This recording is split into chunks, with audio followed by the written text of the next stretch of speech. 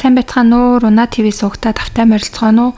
Өнөөдөр та бүхэндээ Солонгос улсад гарсан нэгэн хэргийг ярих гад бэлтгэлээ. 2021 оны 4-р сарын 21-ний өглөө Кёнгсанбук Думужийн Пухан хотын цагдаагийн газрын 112 дугаарт нэгэн өндөр настай хүнээс дуудлага ирдэг.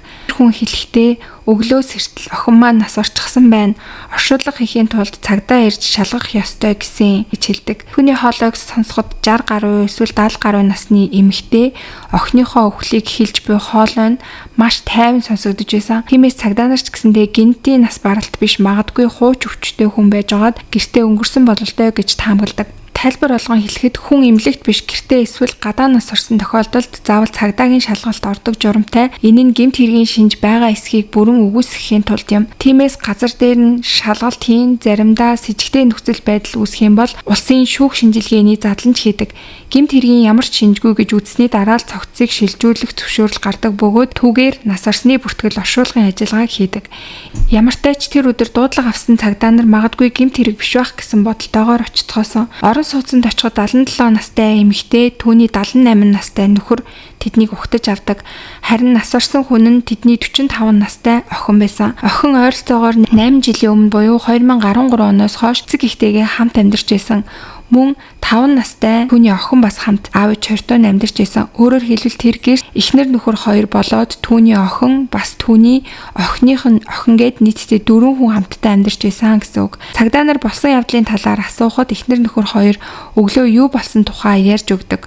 Тэдний хэлснээр онцгой юм байгаагүй хамгийн түрүүнд боссон ээж нь охиноос сэрэхээр жижиг өрөөрөө орсон. Хит хитэн удаа хаалгыг нь тогссон ч гэсэндээ ямар ч чимээ хариу байхгүй байсан болохоор нам унтаж байгаа юм байх гэж бодоод хаалгыг нь онгоолгоод ортол охин нь аль хэдийн нас орсон байсан. Би энэ хүү хөдөн болчихсон байсан гэж цагдаа нарт хэлдэг.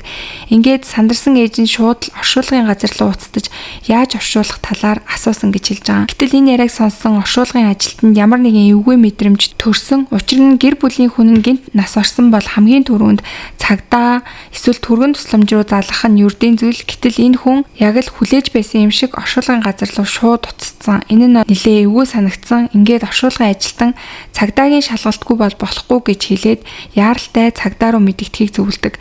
Гэтэл энэ үед ч гэсэн тэр эмэгтэй зүгээр л оршуулчих болохгүй юу гэж гуйсан. Оршуулгын ажилтан энэ нь бас нэлээд с ิจ гтэй санагдсан учраас хатуугаар цагдаагийн шалгалтгүй бол боломжгүй гэж тайлбарлаад ятгсны дараа тэд аргагүй ирэхэнд цагдаа дуудацгаадаг. Энэ бүхнийг сонссон цагдаа нар тэр хөгшин хосын тайлбар маш сул нуршуу бас итгэл төрхөөргүй санагдсан. Учир нь нэг өглөөс ирэхэд охин нь гэртээ нас орсон байхад ямар ч хууч өвчин байгаагүй, урд чүн нь ямар нэгэн сонин шинж тэмдэг ажиглагдаагүй, бүр цаашлаад нас орсон үеийн байдал ямар байсныг ч тодорхой хэлж чадахгүй байсан учраас яг л ямар нэгэн зүйл нууж байгаа юм шиг сэтгэлийг цагдаа нарт төрүүлдэг. Тэгээд цагдаа нар цогцыг анхааралтай шалгаж байхдаа хүзүүн дээр нь хөхөрсөн мөр байгааг олж харцгаадаг. Энэ нь олсоор боомлсон уул мөр гэдэг нь тодорхой харагдаж байсан. Ингээд цагдаа нар бол хоёр таамгийг шууд гаргасан.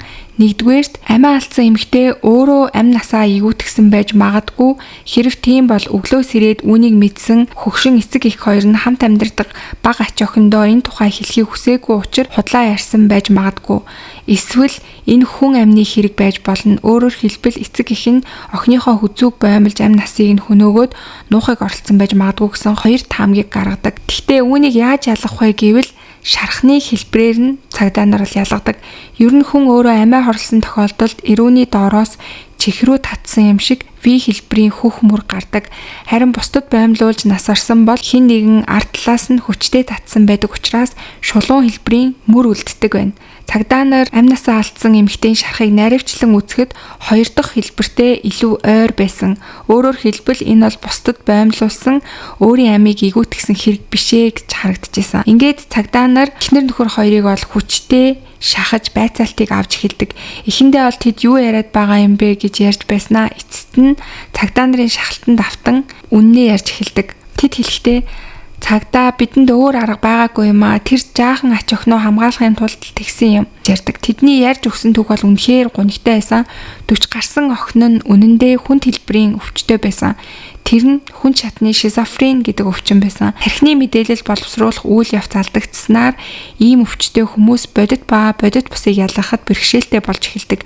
Тиймээс төөрөгдөл, хий сонсгол, хий үзэгдэл зэрэг шинж тэмдэгтэй сэтгэц мэдрэлийн өвчин гэсэн үг.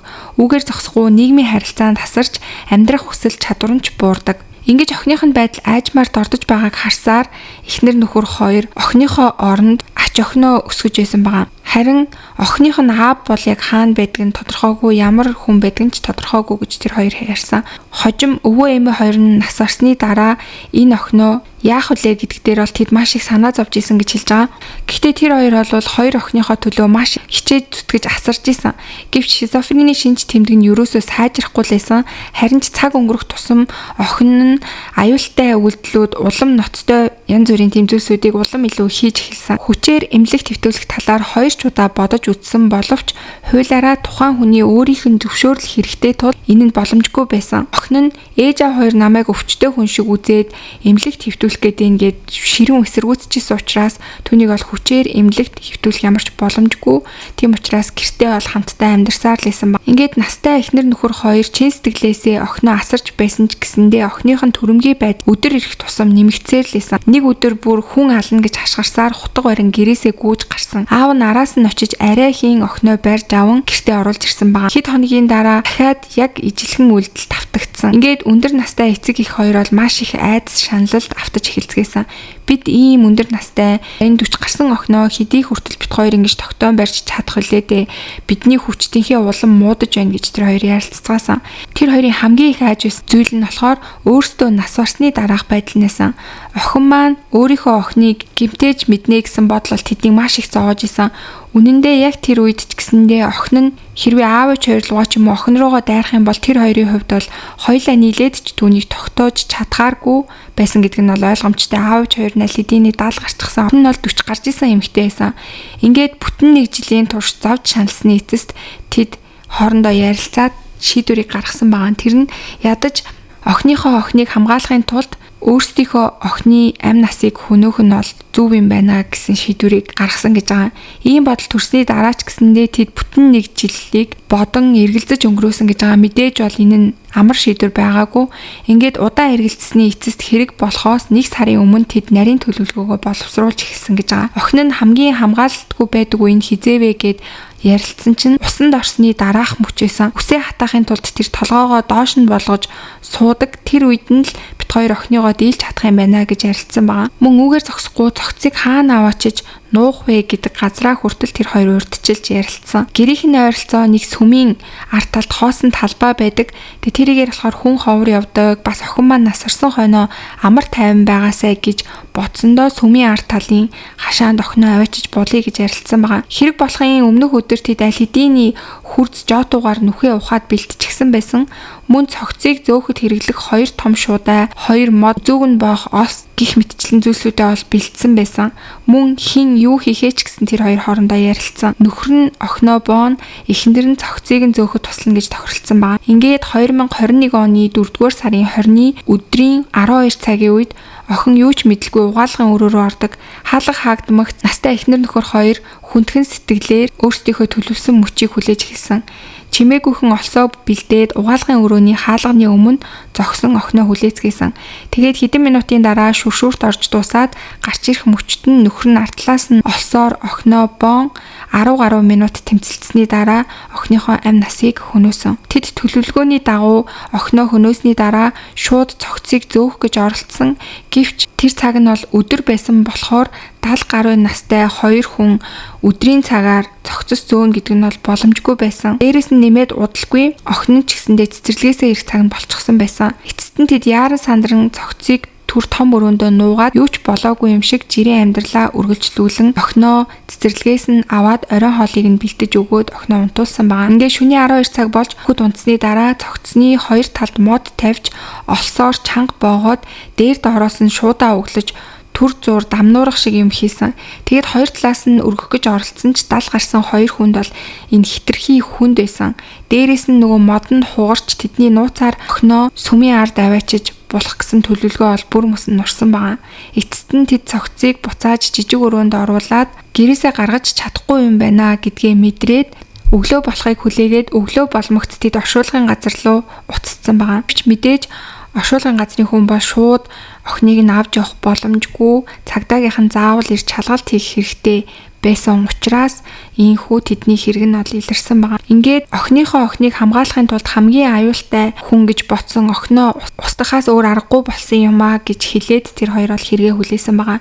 Ингээ 2021 оны 10 дугаар сард анхан шатны шүүхүрл болсон. Эхнэрт цогцос нуун дарагдуулахыг завдсан хүн амны хэрэгт хамжигчаар оролцсон. Харин нөхөрт хүн амны хэрэг болон цогцос нуун дарагдуулахыг завдсан гэх ялыг тус тулгасан. Шүүхтэр тэр хоёр охиныг хамгаалахын тулд хийсэн бидний эцсийн аргагүй сонголт байсан. Гуйдаг. Тэ угаасаа хүн болгон мэдж байгаа хүний ам бол юугаарч салахын аргагүй тийм зүйл байгаа. Тиймээс тэд хуулийн шүүлтээс зогтох боломжгүй байсан. Шүүх тэдний бүтэн 1 жилийн турш төлөвлөсөн хэрэг хэрэглэгдэх хэрэгслүүдийг урьдчилсан бэлтгэсэн хаана оршуулахаа хүртэл сонгосон байсан гэх нөхцлүүдийг онцлон дурдсан. Ингээд төлөвсөн алдлага гэж үзсэн. Гэхдээ зөөлрүүлэх нөхцлүүдийг ч гэсэн мөн тооцсон байгаа. Өндөр насндаа сэтгцийн хүнд өвчтэй охин болон охиныг чин сэтгэлээсээ харж хандаж ирсэн мөн урд өмнө гэмт хэрэг үйлдэж байгаагүй анхны хэрэг байсан гэдг нь тэдэнд харгалзаж үзэх тийм зүйл болдог. Ялангуяа тэд гин бурууга хүлээн зөвшөөршгүй нэг гимшиж байсан тул харьцангуй хөнгөн ял ногдуулдаг. Эцэст нь эхнэрт нь 2 жил 6 сарын хорхиал 4 жилийн тэнсэн, харин нөхөрт нь 5 жилийн хорхиал оноодог. Давж заалтсан ч гэсэндээ бүгд хэрэгсэхгүй болж ял нь эцэлэн тогтоогдсон байгаа. Энэ хэргийн хувьд болохоор олон нийтийн дунд бол ихээхэн шуугаан тарьсан, нэг хэсэг нь охиноо хамгаалахын тулд аргагүй байдалд хүрсэн юм биш үү гэж өрөвдөж хандаж байсан бол нөгөө хэсэг нь яаж ч байсан аллагыг зөвтгөж болохгүй дуус шүүмжилж байсан. Сэтгцийн хүнд өвчтэй хүн гэр бүлийнхнийгээ хөнөөсөн эмгэнэлт явдлууд ч гэсэндээ нэлээд олон удаа гардаг. 2019 оны 4-р сард Бусан хотын нэгэн орон сууцнд 58 настай шизофрен өвчтэй эрэгтэй өөрийг нь асарч байсан төрсөн эгчигээ хөнөөсөн хэрэг гарсан. Тэр эгч нь 7 хоног бүрийн амралтын өдрөөрөө Чуллаан намдуу мужийн мугбуугаас Бусан хүртэл ирж дүүгээ асарч байсан. Мөн дүүд нь ядаж ярилцаж чаддаг цорын ганц хүн нь эгч нь байсан.